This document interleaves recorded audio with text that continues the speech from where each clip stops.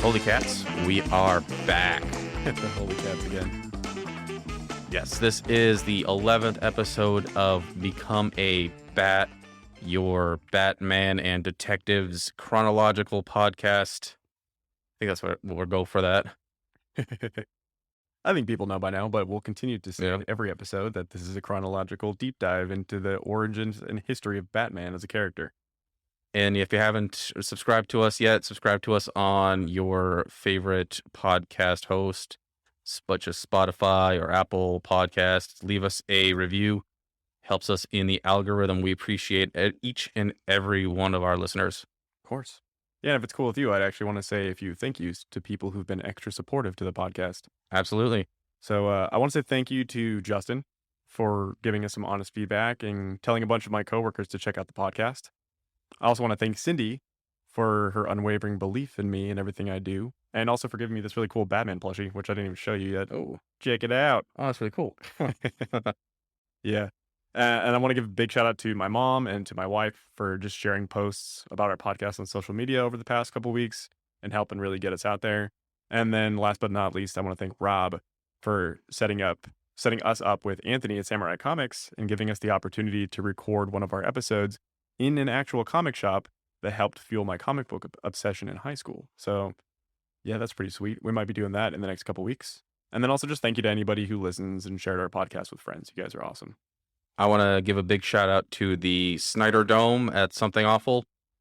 They help a lot with believing in the whole idea and me even deciding, yeah, why not? It's a good idea to get on with this podcast.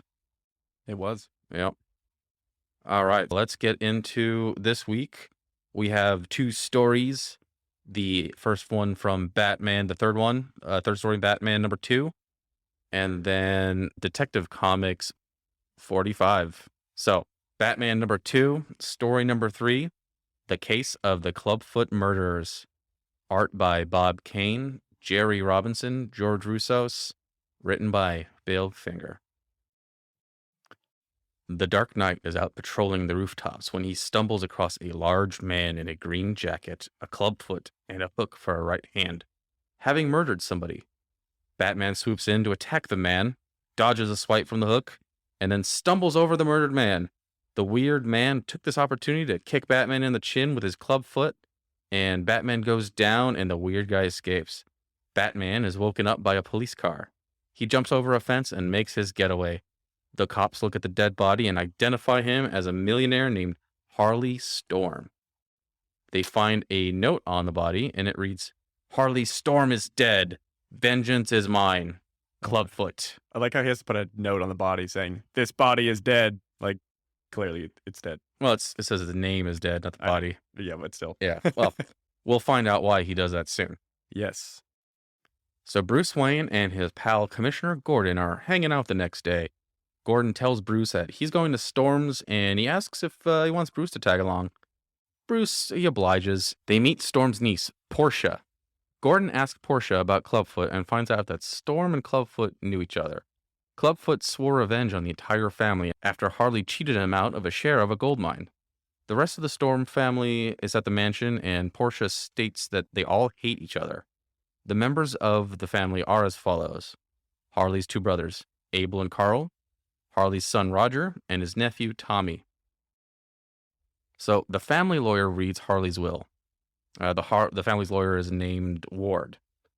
Harley left everything to charity. The only thing that he bequeathed the family and his lawyer are a box of envelopes, and inside each one of the envelopes is a piece of gold with an inscription that reads, "United we stand, divided we fall."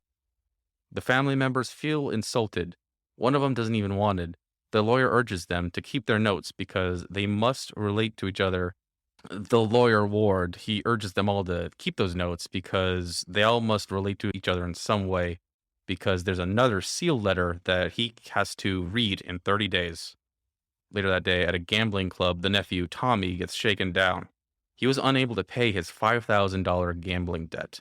Tommy tells the proprietor of the gambling club that all he got was a little medallion note thing, and that the lawyer is going to read a sealed letter at the end of the month. So then the gangster who runs the club, he comes up with a plan to kidnap the lawyer. That night, Clubfoot breaks into Abel's bedroom and kills him. He also leaves a note on Abel's body. Bruce and Dick hear about the murder the next day and get right on the case. They suit up and go to the lawyer's house. Batman has Robin stay lookout. Batman busts in through the window. One of them pulls a gun out, but Batman kicks up a chair's footrest right in the guy's knee and then smacks him up. The other gangster tries to escape but is foiled when Robin tackles him at the entrance. Batman interrogates the gangsters, demanding to know where the lawyer is. The gangster tells him that their boss Varric has him at this old powerhouse at Pier 12. It might be a power plant. Yeah, maybe. Yeah, it's kind of unclear. So Varric has the lawyer tied up to a chair, and he's about to hold a match to his bare foot when Batman busts into the room. He knocks down Varric. Robin swings down from a chair, dispatches some of the other gangsters. Robin swings, he like swings a dude and the other dudes by the foot, and then Varric tries to escape, but Batman stops him. So they free the lawyer, and the lawyer Ward, he reveals that they were after the sealed envelope. Batman asks if he knows what's inside, but the lawyer insists that he's got no clue. Later at home, Bruce and Dick ponder about the problem. He wonders why Varric is smart enough to know that there's value to the tokens, but the storms aren't. Bruce examines the tokens and wonders about the words and the strange little markings. He realizes that the answer will become clear if they put the tokens together. Bruce decides he needs to get the letter. So they suit up, and he tells Robin to go to Roger Storm's house just in case Clubfoot shows up. Robin arrives to find Roger's already dead. He walks around the perimeter looking for Clubfoot when he notices a shadow behind him. He turns around just in time to catch Clubfoot's hook. Clubfoot tries to overpower Robin, but Robin manages to flip Clubfoot over his head. Clubfoot runs and escapes in his car. Meanwhile, Batman jumps into the lawyer's home and finds that it is empty. The Dark Knight searches around and he hears a noise coming from the attic. It's Clubfoot, but he's chained up to a wall and he's gagged. Batman pulls off the gag and he listens. Clubfoot explains that he is indeed Clubfoot, but he's not a killer. He said that a week earlier he met with Ward to try to settle the dispute he had with the Storms, and Ward chained and gagged him. Ward has been posing as Clubfoot and murdering the Storms. Just then, the fake Clubfoot walks in with a gun in hand. The fake Clubfoot confesses to being Ward himself. Batman asks for his motive. Ward thought that the tokens were the clue. When Harley died, the gold mine would be divided evenly between them all. But if the Storms were to die, he'd be the only heir. So he used Clubfoot as a patsy, casting the suspicion away from himself. So after revealing everything, Ward decides he's going to shoot Batman. But just then, Robin sneaks in and causes him to miss. Ward tries to escape, but he's tackled by Batman. Ward gets unmasked. The end. That's it. It just kind of ends there. Yeah, it does kind of have an abrupt end. Yeah. I mean, he doesn't die. They don't send him off to prison, but I guess we just gotta assume, yeah, he's going to prison. It's over. I like some of the dialogue in this because it's like really poorly written. Like when Batman sees Clubfoot in the basement, he's like, Clubfoot. And then Clubfoot's like, yes, I am Clubfoot, but I'm not Clubfoot. And Yeah. then the other guy comes in, he's like, Clubfoot. Like, how many times are you going to say that in Yeah. the same page, in the same panel? If anything, it would have been better if instead of Batman unmasking him, Yeah. like Ward comes in, he pulls the gun out, but he sees the Batman's with the real Clubfoot, so he takes the mask off himself. What are your thoughts about this issue? So I thought it was a pretty solid mystery. I liked that the real murderer, like Ward, he was like so good at hiding his identity that it nearly got himself killed by the mob just by accident. Yeah. The plan would have backfired if it wasn't for Batman and Robin, but it did ultimately fail because Batman and Robin. It was a solid issue, but I don't have too much to say about it. I think the moral of the story is that greed will get you murdered. None of this would have happened if Storm had just paid Clubfoot his fair share in the first place. Right? And then, Don't be greedy. yeah, more of the family would have died in their old age rather than just getting murdered. Yeah. Except for Tommy. Tommy's gambling debts would have gotten killed sooner or later. Definitely. I Yeah. mean, $5,000 then is like 50 grand now. Yeah, they a actually lot of keep money. they keep his fate kind of vague here because he doesn't show up after that. So I'm sure like They after killed that, him anyways. yeah, they just killed him. It's like, yeah, okay, whatever. We'll get the note. We'll get the Yeah. letter. Yeah, I got a couple things about this one too. So first of all, I like how on the splash page it shows Batman diving after that guy, Mhm. and it says that he lets out a cry of anger when he witnesses the murder before he dives after the guy. Hmm. That's the first time that it's said that he like yells or cries about anything, which is pretty interesting. Huh. Um, Also, it's really funny how like these older comics, Batman has to like run away from the cops and hop over fences instead of just like shooting his grappling gun into the air and just flying off onto a skyscraper, which is Yeah, what he does nowadays. he's still operating on like the hook and rope, which isn't quite as fast. I thought it was cool, like when Batman uppercuts the guy in the chin, he says, you didn't shave today. What? What Like, do you know that are through his his? gloves so thin that he can feel the stubble poke him in the knuckles when he uppercuts somebody? Or like he just can see that this dude's unshaven? Why'd you gotta bring that to our attention, Batman? I don't know. And then also he threatens to shove his fist so far down a guy's throat that he will need a derrick to pull it up again, which I Googled derrick because I was like, what is that?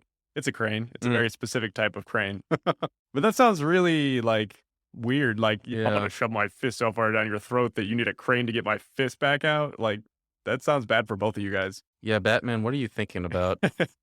It's still a funny thing to say though. I like whenever Yeah, he threatens people with goofy stuff like that. And then also, yeah, they call Batman the Black Knight in this issue, which is obviously a precursor to the Dark Knight. They probably just changed it to dark because they were like, oh, we're trying to get away from problematic things, and I guess that could be construed as problematic in a weird way. I don't think they were thinking that far ahead, especially what we know from the next story in Batman #3. Yeah, but in the next story, I mean, we'll get into it more. I feel like they're trying to steer away from that kind of stuff in the end of it Mm, because of the way they phrase things. It's still maybe. problematic, but you can tell Yeah. that they're trying not to be so bad about it. I think Dark Knight probably just sounds cooler. It definitely sounds cooler. And then the Clubfoot murders, or the Clubfoot murderer Mm, specifically, reminds me of the killer from the movies I Know What You Did Last Summer and Urban Legend. Because mm, in both those movies, the murderer has like a fishing coat on and like a big hat, and he's got like a weird kind of gait to him, and he yeah, has a hook for a hand. So I know that that killer in those movies is inspired by actual urban legends. I just wonder if those urban legends date far enough back to where they could have been the inspiration for how he looks in here too. possibly. I think maybe the idea was just to have a murderer who's just so outlandish and just has very specific set of characteristics that, when because he's faking the murders. I mean, he's faking someone else's identity, Yeah. but like the guy was already pretty identifiable as own, so I didn't think he even needed to add the hook hand. Yeah, it's like saying you were killed by a one-armed man. It's, like, Yeah. so obvious who it would be if that's I think you might be right about that. Yeah, he could have just used a gun, but maybe the gun would have been loud. I don't know. Yeah. Yeah. What panels did you pick for this issue? So I didn't have too many. Like the art is fine in this issue. It's nothing like Yeah, it's nothing nothing spectacular. stand out. The one I did was the one with Batman standing in front of the full moon. These guys keep up doing the Dracula thing, talking to Robin. He's saying, "I'm going through that window. You stay outside. Keep your eyes open." And then after that, I did like the little sequence where he kicked up the footrest. Mhm. Just those two panels. He kicks up the footrest, and then it hits the guy in the shin, which looks very painful. And then Batman, he's taunting the guy he hit with the footrest, saying, "The funny bone, ha ha." Oh, Yeah, here's what he says: "Sorry, but I've got a bone to kick with you. The funny bone." it's so bad. Yeah, these murder stories are for kids. I wonder if, like, when these thugs are getting beat up by Batman, he's, like, saying these stupid jokes, if they're just like, "Oh my god." Like, Yeah, it's like, "Why you gotta do that?" Just, like, rubbing it in. yeah. Yeah, I thought those were both funny too. I honestly thought about picking those, but then I picked these other ones too. Also kind of funny in the same way.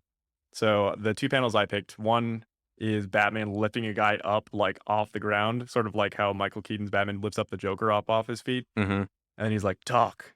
Where is Ward? Talk, or I'll shove my fist so far down your throat that they'll need a derrick to pull it up again." And then the thug is like, "No, no, put me down. I'll tell you Varric's got Ward over at the old powerhouse on Pier 12." So yeah, it is powerhouse. Powerhouse. Yeah. But just Batman threatening people like that, and they're just like, "No, no, put me down." And then the next panel is Batman. He's decks this guy so hard that guess what? His hat flies off and his gun flies out of his hand, Hmm. of course. But then what's funny about it is that that guy that he decked is slamming into another guy, and their heads connect, and it says clunk. I didn't even notice that. And then Batman's like, "What a lovely sound." What a lovely sound. Hollow. Hollow. Like, you're just saying these guys have no brains in their heads, Yep. basically. So, it's Yeah. Very Three that's Stooges funny. like.